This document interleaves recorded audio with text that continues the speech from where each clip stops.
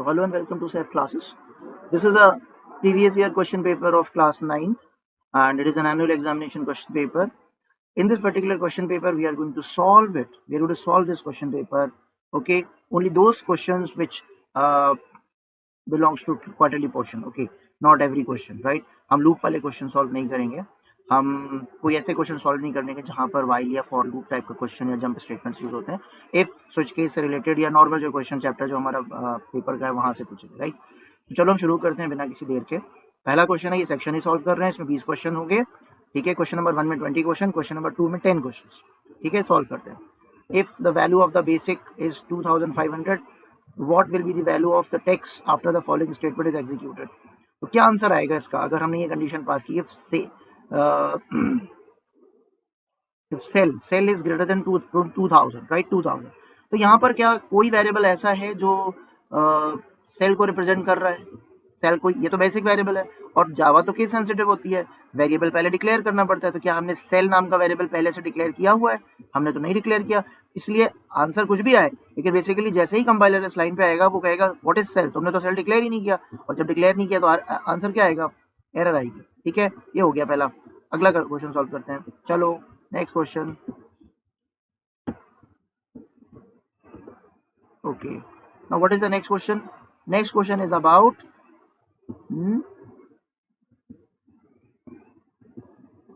the memory capacity of short and float data type is. तो short कितना bite का size consume करता है? याद रखो बाइट जो है वो 1 बाइट कंज्यूम करता है. बाइट में एक बाइट 8 बिट्स का होता है. फिर उसके बाद शॉर्ट है, फिर इंट है, देन लॉन्ग है. इसका एक ऑर्डर है. तो शॉर्ट है 2 बाइट, इंट है 4 बाइट और लॉन्ग है 8 बाइट्स. याद रखो. इसी तरीके से फ्लोट का है, फ्लोट और डबल. फ्लोट आपका कंज्यूम करता है 4 बाइट्स और डबल आपका कंज्यूम करता है 8 बाइट्स. लेकिन इन सब में एक और डेटा टाइप है, that is called character data type. Character data type. तो कैरेक्टर की जो साइज है वो है 2 बाइट. याद रखो. और याद रखो कैरेक्टर जो हम यूज करते हैं वो यूनिकोड फॉर्मेट में डेटा को स्टोर करता है. Unicode format. ठीक है, किस फॉर्मेट में यूज करता है? यूनिकोड फॉर्मेट में. हाँ, याद रखो 2 फॉर्मेट है, एक आस्की है एक इसकी है. तो यूनिकोड और आस्की 2 फॉर्मेट है. आस्की 7 बिट कंज्यूम करता है, याद रखो 7 बिट कंज्यूम करता है. ठीक, इसकी एक और है ISCII. इसकी कितना कंज्यूम करता है? 8 बिट्स कंज्यूम करता है. खैर हम उस पर नहीं जा रहे हैं, ये इधर उधर के क्वेश्चन होते हैं वो करना होते हैं. तो यहाँ पर करेक्ट आंसर कौन सा होगा? Memory capacity for short. तो शॉर्ट कितने बाइट कंज्यूम कर रहा है? 2 बाइट. कहाँ पर 2 ऑप्शन है? एक तो यहाँ 2 ऑप्शन है, एक तो यहाँ 2 ऑप्शन है.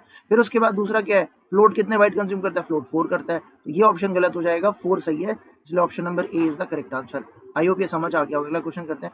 What will be the value of n मतलब ठीक है, after execution of following expression. इस एक्सप्रेशन को जब हम सॉल्व करेंगे तो क्या आंसर आएगा? 8 है ए की वैल्यू और बी की वैल्यू है 2, यानी कि 8 मॉडुलस 2. और आपको पता है मॉडुलस ऑपरेटर रिमाइंडर रिटर्न करता है, इसका रिमाइंडर कितना आएगा? 0 आएगा. याद रखिए आंसर क्या होगा? Last option. Name a keyword to allocate a memory to an object. Memory कौन एलोकेट करता है? याद रखो न्यू, ये हमने आपको क्लास में पढ़ाया था, इसका डेमो भी दिया था. ठीक है, सारी चीजें आपको आनी चाहिए. दैट शुड नॉट हैपन कि आपको ये चीज आती नहीं है. Name the keyword. Next question number 5. Question number 5, identify the invalid identifier. याद रखो जो इनवैलिड आइडेंटिफायर्स होते हैं, आइडेंटिफायर का मैंने आपको एक पूरा रूल पढ़ाया है, आइडेंटिफायर रूल्स पढ़ाए हैं कि क्या अलाउड है और क्या अलाउड नहीं है. याद रखो can not start with digit. Digit से स्टार्ट नहीं सकता. हाँ, digit can't start with digit, can't start with digit. Second चीज क्या है? सेकेंड चीज है कैन नॉट कंटेन कीवर्ड्स या रिजर्व वर्ड नहीं रख सकता. तीसरा, no special character is allowed except underscore and dollar. No special character is allowed. Special character क्या होते हैं? Plus, minus, divide, multiply, dollar, ये सब स्पेशल कैरेक्टर है. लेकिन कौन सा स्पेशल कैरेक्टर अलाउ है? सारे नॉट अलाउड. नहीं, स्पेस भी याद रखना. बहुत से बच्चों की आदत होती है वो आइडेंटिफायर में स्पेस देते हैं, यानी कि जैसे वेरिएबल लेंगे तो उसमें स्पेस दे देंगे. जैसे टोटल मार्क्स, तो टोटल और स्पेस, टोटल लिख देंगे और बीच में गैप दे देंगे और फिर मार्क्स देंगे. तो ऐसे लिखेंगे तो गलत हो जाएगा. याद रखना गैप नहीं देना होता है वेरिएबल्स में, फंक्शंस में. याद रखो नेक्स्ट स्टेट में गैप नहीं देना होता है. तो बेसिकली क्या है यहाँ पर? डॉलर अलाउड है स्पेशल कैरेक्टर्स में, अंडरस्कोर अलाउड है स्पेशल कैरेक्टर्स में. तो ये अलाउड है. ठीक है, वैलिड है. ये भी वैलिड है, ये भी वैलिड है. कौन सा इनवैलिड है? ये. क्यों? क्योंकि यहाँ पर गैप है, दिख रहा है गैप, इसलिए इनवैलिड हो गया. अगला question. Name the primitive data type in the Java that is a 64 bit integer. 64 bit integer का मतलब हुआ 8 बाइट्स का हुआ. 8 बाइट्स का इंटीजर कौन होता है? लॉन्ग हुआ. कौन हुआ? लॉन्ग हुआ. ठीक है ना। 8 बाइट का कौन होता है भाई, हमने आपको जस्ट 2 मिनट पहले पढ़ाया था, याद रखो बाइट, पहले लिखो बाइट, फिर लिखो शॉर्ट, फिर लिखो इंट, फिर लिखो लॉन्ग, ठीक है। अब ये 1 बाइट का होगा, बाइट नाम ही उसका 1 बाइट ही होता है। 2 है, 4 है और 8 है, यानी हर अगला पिछले से ट्वाइस है, ठीक। ये ऑर्डर याद रखो। ये तो बाइट्स हो गए। बिट्स क्या होते हैं, बिट्स का मतलब हो गया मल्टीप्लाइड बाई 2, तो bits multiplied by 8, sorry multiplied by 8। अभी आप इसको करोगे तो ये 8 बिट्स हो गए, ये 16 बिट्स हो गए, ये 32 बिट्स होगा और ये 64 बिट्स। तो 64 बिट का इंटीजर कौन होता है, 64 बिट का इंटीजर कौन हुआ, लॉन्ग हुआ। हमारा ऑप्शन कौन सा हो गया, ये हो गया। आई होप ये समझ में आ गया होगा सबको। अगला क्वेश्चन ट्राई करते हैं, ठीक है। हाँ, ये मैंने ऑपरेटर प्रेसिडेंस क्लास में पढ़ाया था सारे सेक्शंस में, और ये बार बार मैं बोल रहा था कि इन सब चीज़ों को कर लेना, इसलिए कर लेना, ठीक है। तो मुझे नहीं पता, देखते हैं क्या, ये सब एक पेपर है भाई, ठीक है। अब देखो ये क्वार्टरली का पोर्शन है और एनुअल एग्जाम में पूछा गया 2022 में, 23-22 में, ठीक है। तो अब वो पूछा arrange this order operators in ascending order, descending order. तो जब डिसेंडिंग ऑर्डर की बात आएगी तो आपको मैंने बताया था सबसे टॉप पर होता है ये, फिर इसके बाद क्या होता है, पोस्ट होता है, याद रखो। मतलब एक्स प्लस प्लस या एक्स माइनस माइनस टॉप पे आएंगे, उसके नीचे प्री आएंगे, याद रखो ये प्री आएंगे, और भी यूनरी भी इसी लेवल पर आता है, यानी नॉट ऑपरेटर भी यहीं कहीं आ जाता है। ये सब एरिथमेटिक चल रहे हैं। फिर मैंने आपको बताया था कि यहाँ पर इनटू, डिवाइड, मॉडलो ये एक लेवल पर आएंगी, प्लस और एडिशन और सब्ट्रैक्शन उसके नीचे आएंगे। तो ये हो गया एक अगला, ठीक है। उसके नीचे हमने आपको बताया था रिलेशनल आएंगे, less than equal to, greater than equal to, और double equal to, not equal to, यानी डबल इक्वल टू मतलब कंपैरिजन ऑपरेटर, दो वैल्यू की इक्वालिटी के लिए डबल इक्वल टू, और नॉट इक्वल टू उसके नीचे आएंगे, ठीक है। उसके नीचे क्या आएगा, लॉजिकल ऑपरेटर। लॉजिकल का एक नॉट तो यहाँ पर हो गया, ये तो नॉट हो गया ना, लॉजिकल नॉट तो यहाँ हो गया।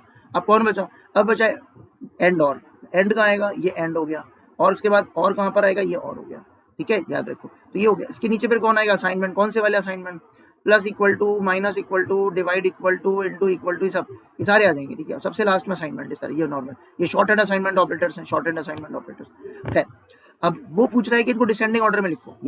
ये तो आपके हाईएस्ट से लोएस्ट ही हुआ है ना, ये हाईएस्ट हुआ है, और ये कौन से हो गए, लोएस्ट प्रेसिडेंस हो गई, लोएस्ट प्रेसिडेंस हो गई। तो वो पूछ रहा है कि इनमें सबसे लोएस्ट कौन, यानी सबसे पहले कौन सा लिखना, जो सबसे हाईएस्ट होगा। सबसे हाईएस्ट में कौन सा आएगा, सबसे हाईएस्ट में कौन सा आएगा, प्लस प्लस। फिर उसके बाद कौन सा आएगा, अब प्लस प्लस से कितने ऑप्शन से स्टार्ट हो रहे हैं, एक तो ये स्टार्ट हो रहा है, ये स्टार्ट हो रहा है। उसके बाद मॉडलो आ रहा है, ठीक है, दोनों में मॉडलो ऑप्शन आ रहा है, तो दोनों में मॉडलो है, चलो दूसरा भी सही है।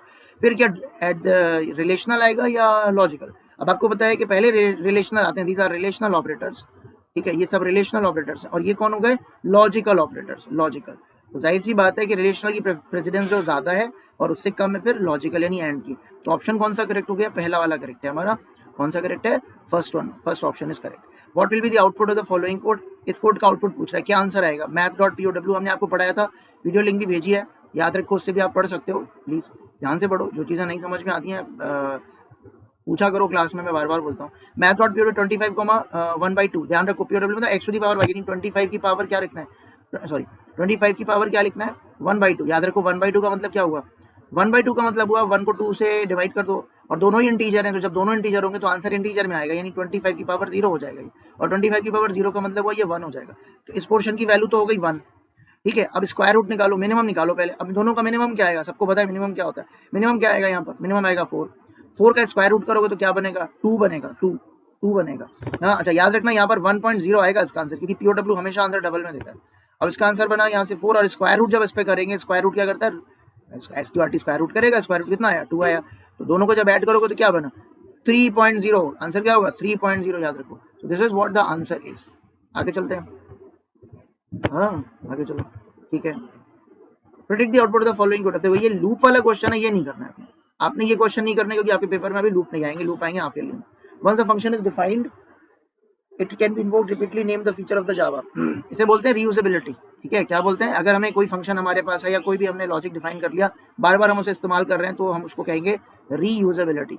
What value will be stored in the variable val, इस वेरिएबल वैल में क्या वैल्यू स्टोर होगी, अच्छा -8.5 है साहब, ठीक है करना।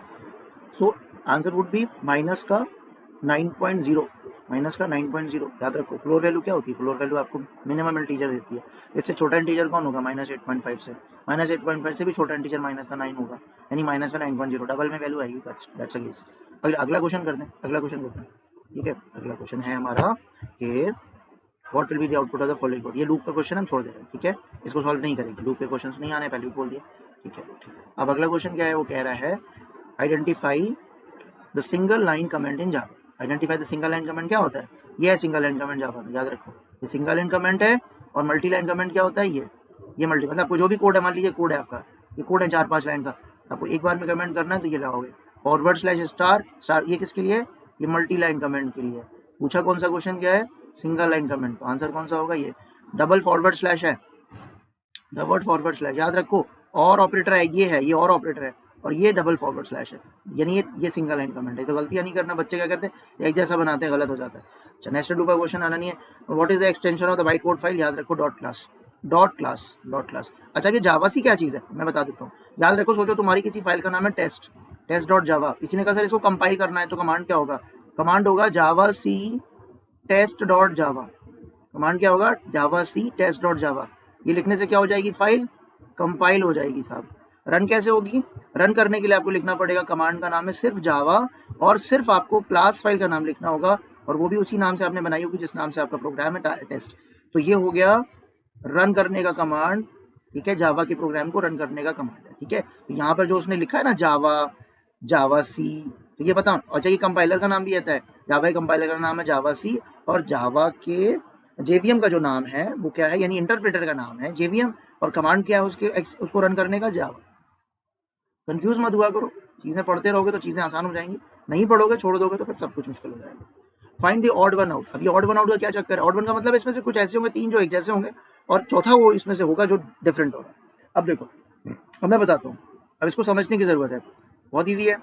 देखो ये रिलेशनल ऑपरेटर है, मैंने अभी आपको समझाया था, ये रिलेशनल ऑपरेटर है, और ये भी रिलेशनल ऑपरेटर में आते हैं, ठीक है, मतलब रिलेशन बना रहे लेफ्ट साइड की वैल्यू का राइट साइड से की वैल्यू से। लेकिन ये क्या है, ये बेटा लॉजिकल ऑपरेटर है। तो ये जो चीज़ है ये अलग है, बाकी तो 3 एक जैसे हैं, रिलेशनल है, लेकिन ये लॉजिकल ऑपरेटर है, तो टाइप वाइज इसका वैल्यू ये डिफरेंट है, ठीक है। तो ये मालूम होना चाहिए। अगला क्वेश्चन क्या है, अगला क्वेश्चन है कि भाई 1 इज ग्रेटर देन 0, और लगा हुआ, याद रखना, और ऑपरेटर, ये 2 बार और ऑपरेटर, 1 इज लेस देन 0, ठीक है। अब आपको पता है और ऑपरेटर मैंने आपको पढ़ाया था क्लास में, कई बार पढ़ाया कि और ऑपरेटर जो होता है वो लेफ्ट से क्या ढूंढता है, पहला ट्रू ढूंढता है, और इसको पहला ट्रू मिल जाएगा ना, मिल जाएगा, ऑब्वियसली मिल जाएगा। जब पहला ट्रू मिल गया, क्योंकि 1 इज ग्रेटर देन 0 होता है, पहली कंडीशन ट्रू है, तो ये दूसरी कंडीशन चेक ही नहीं करेगा, तो फॉल्स है क्या, उससे कोई लेना देना नहीं, इवैल्यूएट्स ट्रू और ट्रू, तो इसका आंसर क्या आएगा, इसका आंसर ट्रू आएगा। याद रखो ये इसको चेक नहीं करता, और इसी चीज को बोलते हैं शॉर्ट सर्किटिंग, राइट है। आगे चलो, और ये एंड में भी यही चीज होती है, एंड फॉल्स ढूंढता है, फॉल्स वो भी शॉर्ट सर्किटिंग करता है। हाँ चलो अगला क्वेश्चन क्या है, ASCII code of A to Z are represented by the range. ASCII code ये बहुत इंपॉर्टेंट है, ये 12th तक जरूरत पड़ता है, याद रखो। आस्की कोड क्या होता है, मतलब हर एक सिंबल को, कंप्यूटर तो कुछ नहीं जानता ना, वो तो 0 1 जानता है, तो सिंबल को कैसे आइडेंटिफाई, तो हर सिंबल को एक कोड दे दिया गया, एक नंबर दिया गया, और फिर उस नंबर की बाइनरी वो ट्रीट करता है। मानी जब अपन A दबाते हैं, कंप्यूटर समझता है तुमने 65 की बाइनरी टाइप की है, समझ में आ गई, तो ये बहुत एक अलग चीज है। तो आस्की की जो रेंज है वो कैपिटल A से कैपिटल Z के लिए है, याद रखो 65 से 90। स्मॉल ए से स्मॉल जेड के लिए जो रेंज है वो है 97 से 122, और 0 to 9 की जो, ये भी सिंबल्स हैं, याद रखो, ये सब सिंबल्स हैं, ये सब कंप्यूटर में कोई चीज़ अल्फ़ाबेट नहीं है, सब उसको सिंबल्स समझ में आते हैं। तो 0 की हो गई 48, और 48 के बाद ये जाएगा 57। तो ये रेंज बेटा सबको याद होनी चाहिए, बहुत कंफ्यूज करती हैं 10th तक के बच्चे, 11th तक के बच्चे इसमें कंफ्यूज रहते हैं, तो you should know. Which of the following is the default value of the reference data type. ये बहुत अच्छा क्वेश्चन है। देखो 2 तरह के डेटा टाइप्स हैं, एक होता है प्रिमिटिव, एक होते हैं प्रिमिटिव, प्रिमिटिव 8 है, याद रखना, ठीक है। एक होता है reference data type, reference data type. अच्छा रेफरेंस डेटा टाइप जो है, इनका दूसरा नाम है derived data type, derived data type, ठीक, ड्राइव्ड डेटा टाइप है, पूरा नहीं लिख रहा हूँ, ठीक है, समय बचा रहा हूँ। तो प्रिमिटिव कितने हैं, याद रखो, बाइट है, अभी मैंने लिखे थे ना, शॉर्ट है, शॉर्ट है, इंट है, लॉन्ग है, 4 ही हो गए। अच्छा फिर फ्लोट हो गया, फिर डबल हो गया, फिर कितने हो गए, 4 ये हो गए, 2 ये हो गए। बूलियन लेके आओ, एक बूलियन हो गया, और लास्ट वन हो गया कैर। याद रखना बूलियन की जो इंडस्ट्री स्टैंडर्ड है वो 1 बिट है, वो 1 बिट है, बूलियन की साइज क्या है 1 बिट, याद रखो। लेकिन तुम्हारी बुक्स में, ठीक है, तुम्हारी बुक का स्टैंडर्ड अलग है, लेकिन ध्यान रखो 1 बाइट लिखा हुआ है, ठीक है। तो मैं, अगर आप 1 बाइट भी करते हो तो भी मैं करेक्ट कर दूंगा, क्योंकि बुक में लिखा हुआ है ऐसा, लेकिन एक्चुअल में इंडस्ट्री स्टैंडर्ड इसका 1 बिट है। अगर 1 बिट भी करते हो तो भी मैं ट्रू कर दूंगा। इंडस्ट्रीज में, यानी कि जहां पर जावा में सॉफ्टवेयर बनते हैं, वहां बूलियन 1 बिट की, याद रखो, ठीक है। तो डजंट मैटर, ये बहुत बड़ी चीज नहीं है, हम इस पर बाद में काम कर लेंगे, ठीक है। कौन सा लॉजिक है, अगर हमें किसी भी डेटा टाइप की साइज देखनी है तो हम कैसे देखेंगे, ये एक एक्स्ट्रा चीज है, मैं बता दे रहा हूँ, INTEGR इंटीजर डॉट, हम क्या लिखेंगे, साइज, इंटीजर डॉट साइज। तो अगर हम इंटीजर की साइज देखेंगे तो इंटीजर डॉट साइज। अगर हमें बाइट की साइज देखनी है तो हम लिखेंगे बी कैपिटल करके बाइट डॉट साइज। तो इस तरह के बहुत से कमांड्स हैं, लेकिन ये अभी आपको नहीं करने 9th क्लास में, राइट है। आगे चलते हैं, सॉरी। तो ये तो 8 हो गए यहाँ पे कौन से, ये आगे प्रिमिटिव। रेफरेंस में कौन होता है, रेफरेंस वो होते हैं जो प्रिमिटिव से मिलके बनते हैं। जैसे एक एग्जाम्पल है इसका क्लास, एरे, ठीक है, ये एग्जाम्पल्स हैं इसके, तो ये प्रिमिटिव्स होते हैं, ठीक है। स्ट्रिंग इसका एग्जाम्पल है। और ये सारे के सारे जो रेफरेंस डेटा टाइप्स है, इन सब की डिफॉल्ट वैल्यू याद रखो, नल होती है, याद रखना। क्या होती है, नल होती है बच्चे, याद रखना, ये नल होती है। इसका आंसर क्या होगा, नल होगा। क्या होगा, that is the answer would be null. The Java programming language has the terms of its building blocks and basic elements. ये जो बेसिक बिल्डिंग ब्लॉक्स होते हैं इन्हीं को बेटा टोकन्स बोलते हैं। Smallest individual unit of a Java program, Python program, C program, C++, हर जगह होता है टोकन। और टोकन कितने होते हैं, याद रखो 5 होते हैं। मैंने आपको पढ़ाए थे क्लास में, नोट्स बनवाए थे, डिक्टेट किए थे क्लास में। अब आप अपनी कॉपी में नहीं करोगे तो मैं बार बार आपको क्लास 4 के बच्चे की तरह डांटूंगा नहीं, ठीक है। कि क्लास 4 के बच्चे को जैसे डांटा जाता है या उसको पनिशमेंट दी जाती है। आप पढ़ोगे पढ़ोगे, अपने लिए पढ़ोगे, नहीं पढ़ोगे आप नहीं पढ़ोगे, मैं को कोई टेंशन नहीं, ठीक है ना। मैं ज़्यादा टेंशन नहीं लेता, पढ़ाता सारी चीज़ें, पूछोगे मैं बिल्कुल बताऊंगा। कीवर्ड आइडेंटिफायर, फिर क्या था, लिटरल पढ़ाया था, फिर क्या पढ़ाया था, ऑपरेटर्स था, ऑपरेटर्स था, याद आ रहा है ऑपरेटर्स। फिर क्या था, सेपरेटर्स था, यानी पंक्चुएटर्स, सेपरेटर्स, पंक्चुएटर्स सब एक ही है बेटा। सेपरेटर्स, पंक्चुएटर्स, स्पेशल कैरेक्टर्स आते हैं, डॉलर, अंडरस्कोर, ठीक है, प्लस, माइनस, डिवाइड, ये सब आते हैं इसमें। तो टोटल कितने होते हैं, 5 होते हैं। सब मैंने डिटेल में पढ़ा रखे, मैं ज़्यादा टेंशन नहीं लूँगा, इसलिए जिसको समझ में आ जाएगा वो प्लीज़ अपना पढ़ ले अपना आप, ठीक है। जहाँ कोई डाउट है आप पूछ सकते हो। अब देखो ये क्वेश्चन आया, system dot out dot printer and welcome 2020। तो याद रखो ये स्ट्रिंग है, जब स्ट्रिंग के साथ कोई भी नंबर आएगा तो ये एडिशन ऑपरेशन नहीं होगा बल्कि कॉनकैटिनेशन हो जाएगा, और इसका आंसर आएगा वेलकम 2020। जुड़ जाएगा, ये कंबाइन हो जाता है, याद रखो, ठीक है, एडिशन नहीं होगा। यहाँ क्या हो रहा है, पहले इंटीजर आया, दूसरा इंटीजर, तो ये दोनों ऐड हो जाएंगे, इनका इसकी वैल्यू हो गई 40, 40 के साथ एक स्ट्रिंग आ गई। अब आंसर आएगा 40, और फिर ये स्ट्रिंग की वजह से ये कॉनकैटिनेशन हो गया, यानी मर्ज हो जाएंगे, ज्वाइन हो जाएंगे, और आंसर आएगा 4020। तो यहाँ पर आंसर आएगा ये, और यहाँ पर आंसर आएगा ये। आई होप इट इज क्लियर, समझ में आया होगा सबको। आगे बढ़ते हैं हम। अब देखो ये बहुत इंपॉर्टेंट क्वेश्चन है बेटा, बोर्ड में भी आते हैं ये क्वेश्चन। ऐसा नहीं है कि हम आपको अपनी तरफ से कुछ जबरदस्ती का पढ़ा रहे हैं। Name the type of conversion in the statement 1 and statement 2। ये किस तरह का कन्वर्जन है स्टेटमेंट 1 में, याद रखो ये जो कन्वर्जन हम कर रहे हैं कैरेक्टर है, और कैरेक्टर में जब हम इंटीजर जोड़ेंगे तो बेसिकली ये हम करके दिखाते हैं, और हम इसको करके प्रैक्टिकली दिखाते हैं तो चीज़ तुमको समझ में आएगी। ये क्या हो रहा है, ये बेसिकली हमने कहा कि जो कैरेक्टर +1 है इसको कैरेक्टर CHAR टाइप में बदल दो, और जब भी हम किसी भी वैल्यू के पहले, जैसे हमने लिखा 5/2 लिखा, हमें पता है इसका आंसर इंटीजर है, क्योंकि 5 में भी इंटीजर है, 0.0 तो लगा नहीं है, 2 भी इंटीजर है, तो आंसर भी फाइनल इंटीजर में आएगा। अब अगर नहीं सर उससे तो आंसर गलत आ जाएगा, उससे तो आंसर 2 आएगा, 2.5 होना चाहिए था। तो क्या कर सकते हैं हम, इसके पहले डबल लगा सकते हैं। जो हमने डबल लिखा ना, इसको बोलते हैं एक्सप्लिसिट टाइप कन्वर्जन। क्या बोलते हैं, एक्सप्लिसिट टाइप कन्वर्जन। यानी कि हम फोर्सफुली 5/2 को फोर्सफुली कह रहे हैं कि नहीं आंसर हमें डबल में चाहिए, इसलिए अपने आंसर को डबल में कन्वर्ट करके दिखाओ हमको, और हम फोर्सफुली कन्वर्ट कर रहे हैं, यानी प्रोग्रामर्स इंटरवेंशन हो रही है। इसे बोलते हैं एक्सप्लिसिट टाइप कन्वर्जन, राइट है। और ये है टाइप कास्टिंग। ये एग्जाम्पल हो गया टाइप कास्टिंग या एक्सप्लिसिट टाइप कन्वर्जन, दो नाम है इसके, एक्सप्लिसिट टाइप कन्वर्जन या टाइप कास्टिंग। दूसरा क्या है, इसमें क्या हो रहा है, ये तो कैरेक्टर है और ये इंटीजर है, ये दोनों आपस में, अच्छा जो तुम्हारे कैरेक्टर्स होते हैं इंटरनली आस्की और इंटीजर में डील होते हैं, तो ये जब आपस में ऐड होगा तो ये सी की जो भी आस्की, अब देखो अब अभी हमने आपको 2 मिनट पढ़ाया था कैपिटल ए कैपिटल बी का, इसकी आस्की हमने आपको बताई थी 65, तो इसकी होगी 60 से इसकी 67, 67 में एक ऐड करोगे तो ये क्या हो जाएगा 68 हो जाएगा, ठीक है। तो ये 68, अब इसका आंसर क्या आएगा, देखो वो चीज़ बहुत इंपॉर्टेंट है कि आंसर क्या आएगा वो भी देख लो, मान लो ये पूछ ले कि आउटपुट क्या आएगा वो भी बताओ, ताकि तुम्हें ये चीज़ प्रैक्टिकली हम करके दिखा सकें, ठीक है। अब देखो हमने इसे टाइप कर लिया, ठीक है, कैरेक्टर CH=C और ये CH+1, तो देखो जब भी कैरेक्टर में आस्की ऐड करेंगे तो ये इंटीजर में आंसर देगा, मतलब ये ऑटोमेटिकली इंटीजर में ऑटोमेटेड टाइप कन्वर्जन हो जाएगा। तो ये क्या हो रहा है, इसको बोलते हैं जब ये अपने आप कैरेक्टर जो है कोरस्पॉन्डिंग इंटीजर में प्रमोट हो गया तो इसको बोलते हैं टाइप प्रमोशन या automatic type conversion, automatic type conversion, ठीक है, या इसी को बोलते हैं और you can say type promotion, ठीक है। लेकिन यहाँ क्या और हम फोर्सफुली कह रहे हैं कि भाई ये तो ठीक है, हमें मालूम है कि ये जो है इंटीजर है, क्योंकि ये 66 होगा या 67 जो भी है, 65 ठीक है 67 होगा, 67 + 1 हो गया 68 हो गया। अभी 68 इंटीजर है, अब इंटीजर को हम क्या कह रहे हैं, नहीं हम इंटीजर नहीं चाहिए, इसे कैरेक्टर में बदलो। तो 68 के कैरेक्टर का मतलब हो गया 68 पे कौन सा कैरेक्टर पड़ता है आस्की की उस सीरीज में, डी पड़ता है, कैपिटल का डी, तो ये फोर्सफुली कन्वर्ट कर रहे हैं, तो इसको हम बोलते हैं टाइप कास्टिंग। क्या बोलते हैं, टाइप कास्टिंग, या फिर इसी का दूसरा नाम है एक्सप्लिसिट टाइप कन्वर्जन, राइट है बॉस? तो अब हम ये आपको चला के दिखाते हैं। कंट्रोल कैसे हमने कंपाइल कर लिया और हमने इसको रन किया। ये देखो क्या आंसर आ रहा है, 68 पहले का आ रहा है क्योंकि इंटीजर में बदल गया, वो C+1 हुआ तो 66 + 1 67 + 1 68 हो गया। नीचे वाले में कह रहा है 68 नहीं दो, उसको कैरेक्टर में बदलो, तो 68 पे जो कैरेक्टर आता है वो दिखाओ, CH में बदल दो। This is what we have done it. I hope it is clear to everybody. So moving to the next this one, next question. I hope ये समझ में आ रहा होगा। थोड़ा वीडियो बड़ा है लेकिन प्लीज देख लो इसको, तुम्हारे काम का है। इस तरह के बहुत से क्वेश्चंस आ सकते हैं मिलते जुलते, ठीक है। Okay, so identify the name of the following token. ये कौन कौन सा टोकन है? देखो क्वेश्चन नंबर 4 की बात कर रहे हैं हम। ये टोकन कौन सा है बेटा? देखो ये कीवर्ड है। ये कौन सा है? पब्लिक कीवर्ड होता है, कीवर्ड या रिजर्व वर्ड, ठीक है। ये क्या है? ये एक लिटरल है, ये कैरेक्टर लिटरल है, तो ये क्या हो गया? लिटरल, ठीक है। ये क्या है? ये एक ऑपरेटर है, ये एक ऑपरेटर है, ठीक है। और ये क्या है? ये एक पंक्चुएटर है, पंक्चुएटर, पंक्चुएटर। या इसी को हम पंक्चुएटर नहीं लिखना तो सेपरेटर लिख दो, मैं तो सेपरेटर ही लिखता हूँ, सेपरेटर है ना, सही जगह यूज होगा ये, दैट्स इट। अब वो कह रहा है जावा एक्सप्रेशन। बेटा ये जान लो कि ये 99.99% क्वेश्चन बोर्ड में आता है, बोर्ड में आता है, तो 9th में तो नहीं आना है। क्वार्टरली, हाफ ईयरली, एनुअल, कोई क्वेश्चन पेपर नहीं बचेगा। हाँ, 6 क्वेश्चन पेपर हो गए, 3 आ गए 9th के और 3 होगा 10th के प्री बोर्ड तक, और 11वां बोर्ड का, 7वां मतलब बोर्ड का।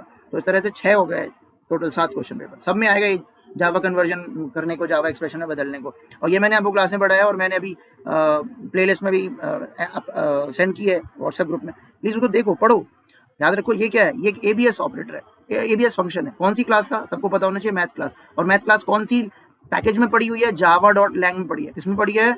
java.lang पैकेज के अंदर कौन पड़ा हुआ है? कौन सी क्लास पड़ी है साहब? java.lang के अंदर क्लास पड़ी है मैथ। मैथ का एम कैपिटल है, याद रखना। अगर मैथ का एम छोटा लिखा मार्क्स नहीं दूंगा, ध्यान रखना। बहुत बारीकी से पेपर चेक करूंगा, एक एक लाइन चेक करूंगा, इसलिए जैसा क्लास में पढ़ा है वैसे एक्सपेक्ट करूंगा। अगर तुमने लापरवाही करी नंबर नहीं मिलेंगे, ठीक है, याद रखो। इसलिए अपने आप को अच्छा करो, तुम्हारे लिए पेपर का स्टैंडर्ड नीचे नहीं आएगा, तुमको अपना स्टैंडर्ड क्रिएट करना होगा। अब क्या करना है? x⁶ क्या करेंगे? चेक, तो भाई पहले तो ये लिखा हुआ है 2xy, बहुत सिंपल है, करना कुछ नहीं है आपको लिखना। जैसे मान लीजिए आप x⁶ है, तो आप x⁶ को कैसे करेंगे वो तो बात की चीज है। ये जो आपने वर्टिकल बार लगाई है मॉड है, मॉड मतलब math.abs हो गया, ब्रैकेट लगेगा, ठीक है, लग गया। अब x⁶ का मतलब क्या हुआ? मतलब ये हुआ कि आपको पावर फंक्शन यूज करना पड़ेगा, math.pow, ब्रैकेट में x नीचे आता है, बेस है, एक्सपोनेंट क्या, पावर क्या, 6 फिक्स आ गई, हो गया, खत्म है, ठीक है। अब ये हो गया मतलब ये हो गया x⁶ हो गया, प्लस 2xy मतलब क्या, 2 × x × y, ठीक है। 2 × x × y क्या लिखेंगे? 2*x*y। प्लीज रिमेंबर, ये गलती नहीं करना, ये सब नहीं, पैरेंथेसिस जहां लगाना वहां लगाओ, ये हो गया खत्म, दैट इज द आंसर। अगला क्वेश्चन क्या कह रहा है? ये देखो, ये कह रहा है √2as + u²। ये मान लेते हैं कि ये डेफिनेटली अगर पूरे में होता तो पैरेंथेसिस दिया होता। मैं मान के चल रहा हूँ कि ये 2as में √ है और u² में नहीं है। अगर उस हिसाब से चलेंगे तो क्या आंसर आएगा? अगर हम उस हिसाब से चलते हैं तो इसका आंसर आना चाहिए, ये क्या है? ये है स्क्वायर रूट, यानी math.sqrt हो गया, 2*a*s ये हो गया, प्लस u × u। यहाँ पर ही पावर लगा सकते थे, लेकिन u × u लिखना थोड़ा ज्यादा आसान है as compared to other POW लगाना, उसमें ज्यादा लिखना पड़ेगा। लो, अब पावर जब ज्यादा है, 6 की पावर है, 8 की पावर है, 12 की पावर है, तब आप ऐसे लगा, हो गया, समझ आ गई? अच्छा, अगला क्वेश्चन देखो। अगला क्वेश्चन क्या कह रहा है? Give the output. क्या करना है साहब? बहुत अच्छी तरह देखो, बहुत बढ़िया क्वेश्चन है। इस तरह क्वेश्चन बहुत आते हैं और 9th के बच्चों से तो बहुत पूछे जाते हैं, ठीक है। ये देखो, प्रिंट का क्वेश्चन सब में आता है, AI में भी आएगा, इस तरह क्वेश्चन यहाँ भी आएगा। अभी क्या करना है इसमें? सर इसका आंसर क्या आएगा? देखो याद रखो, मैंने एक वाइवा में क्वेश्चन कुछ बच्चों से पूछा था, non graphic characters. Non graphic characters क्या होते हैं? नॉन ग्राफिक कैरेक्टर्स वो होते हैं जिनको अगर हम टाइप करें तो डिस्प्ले नहीं होते। जैसे कि स्पेस, आप टाइप करो डिस्प्ले नहीं होगा, आप एंटर दबाओगे तो कुछ डिस्प्ले नहीं होगा, न्यू कर्सर नेक्स्ट लाइन पे चला जाएगा।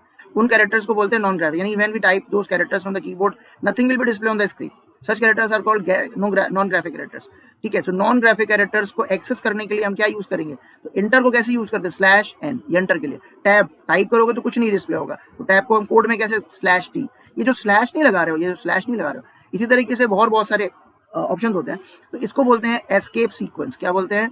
Escape sequence, escape sequence.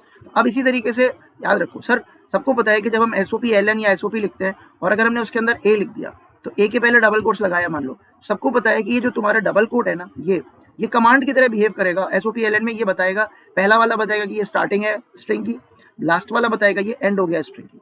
लेकिन अगर किसी ने तुमसे कहा कि मुझे अपना आउटपुट ऐसा चाहिए कि यहाँ पर लिख के आना चाहिए SDS लिख के आए, लेकिन उसमें डबल कोट्स भी लगे होने चाहिए। अब देखो, डबल कोट्स तो SOP/LN के साथ कमांड है, वो तो स्टार्टिंग और एंडिंग ऑफ द स्ट्रिंग बताता है, लेकिन अगर उसको एज ए कैरेक्टर प्रिंट करना है तो क्या करेंगे वो सुनो। तो हम क्या करेंगे ना, उसके लिए लॉजिक सुनो। तो हमें उसको कैसे कैसे कमांड को कैरेक्टर में बदलना है। ये तो हमारा एस हो गया साहब, ठीक है सर। ये हमारा डबल कोट हो गया जो स्टार्टिंग और एंडिंग का है, लेकिन हम कह रहे हैं नहीं हमारा डबल कोट और भी आना चाहिए जो कैरेक्टर को रिप्रेजेंट करे। हमने एक और लगा दिया, अब ये एरर हो जाएगी क्योंकि वो कह देगा ये स्टार्टिंग है, ये एंड है और ये एस उसके बाहर लिखा है। अब कह रहे हैं नहीं सर, ये वाला जो है ना, ये वाला जो कैरेक्टर है, ये जो डबल कोट्स है, ये सर कैरेक्टर बनना चाहिए। अच्छा, क्या करेंगे हम? तो हम ये करेंगे कि इसके पहले हम लगा देंगे बैकस्लैश। क्या लगा देंगे? बैकस्लैश। इसी तरीके से हम इसके पहले क्या लगा देंगे, क्योंकि हमें कैरेक्टर चाहिए तो इसको कैरेक्टर बनाना है, तो जिसको कैरेक्टर बनाना है यानी कमांड उसका खत्म करना है, तो हम लगा देंगे बैकस्लैश। ये क्या बन जाएगा? ये बन जाएगा एस। तो जब ये प्रिंट होगा तो ये आंसर देगा SDS। ये मैं चला के दिखाता हूँ ताकि किसी तरह का कोई कंफ्यूजन बच्चे के दिमाग में नहीं रहे। अब देखो मेरे को 2 लैब मिली, मैं कहाँ से पढ़ा दूँ सारी चीज़ें, ठीक है। तो इसलिए बहुत पॉसिबल है कि अच्छा कोचिंग पढ़ा नहीं रहे, तो सारी चीज़ें ये है कि सब चीज़ें बिल्कुल सिस्टमेटिक तरीके से तुमको पढ़ानी है, मजबूरी है बेटा, हम कर क्या सकते हैं। हाँ, तो ये हमने इसको हटा दिया, ये पढ़ो जैसे पढ़ा रहे हैं, ये हटा दिया। अब ये डबल कोट्स लगा दिया। अगर हम SDS लिखेंगे और कंट्रोल के करके रन कराएंगे, सबको पता है कि नॉर्मल SDS प्रिंट हो जाएगा, कुछ होगा नहीं। ये देखो आउटपुट में क्या आ रहा है, SDS आ रहा है, ठीक है। लेकिन अगर हम इस डबल कोट के साथ आना चाहिए, देखो अभी देखो जल्दी से देखो, समय नहीं बर्बाद करना है, टाइम खत्म होने वाला है। अब हमने यहाँ पर एक और डबल कोट लगा, देखना एरर आ जाएगी, देखना एरर आ जाएगी। ये डबल कोट हम देखो चला, देखो अंडरलाइन हो गई रेड कलर की, क्यों? क्योंकि वो कह रहा है ये स्टार्टिंग हो गई, ये एंड हो गया। क्या करें सर, इसको कैरेक्टर बना दो, क्या करेंगे? बैकस्लैश लगाएंगे, एस्केप सीक्वेंस, यानी किसी भी कमांड का अगर पावर खत्म करना है तो बैकस्लैश लगा दो। अब चला के देखो, अभी हमने क्वेश्चन सॉल्व नहीं किया, अभी तो हम तुम्हें उसका फंडा क्लियर कर रहे हैं, आउटपुट बता देंगे। तो देखो आ गया, डबल कोट्स लग के आ गया, बस। अगर तुम्हें ये चीज समझ में आ गई तो क्वेश्चन पेपर में आ जाओ। तुम्हें क्वेश्चन क्या दिया गया था? तुम्हें क्वेश्चन दिया गया था ये वाला क्वेश्चन दिया गया था, है जी। हाँ, कौन सा? अब चलो ये सब तामझाम हो गया, सबको हटा दो, ये फंडा क्लियर है। चलो अब इधर आओ। अब वो कह रहा है हाँ, ये बैकस्लैश लगाया उसने, बैकस्लैश के पहले ये, तो इसका मतलब क्या करेगा? ये तो स्टार्टिंग हो गया, स्टार्टिंग, ठीक है। फिर और ये जो है ना, देख रहे हो, ये पूरा ये डबल कोट्स है। हाँ, तो ये क्या कर रहा है? डबल कोट से स्टार्ट करेगा, फिर आई आएगा, क्योंकि ये दोनों ये पूरा कंबाइंड है, इसको ऐसे कंबाइन करो, ये पूरा कंबाइंड हो गया। तो backslash double quotes, backslash double quote मतलब अब ये डबल कोट कैरेक्टर की तरह चलेगा, ठीक है। फिर उसके बाद आई लिखा था तो मैंने आई प्रिंट कर दिया, अगर नहीं दिख रहा है तो मैं शो कर देता हूँ, ये आई है। चलो अब देखो उसके बाद अगला देखो, मतलब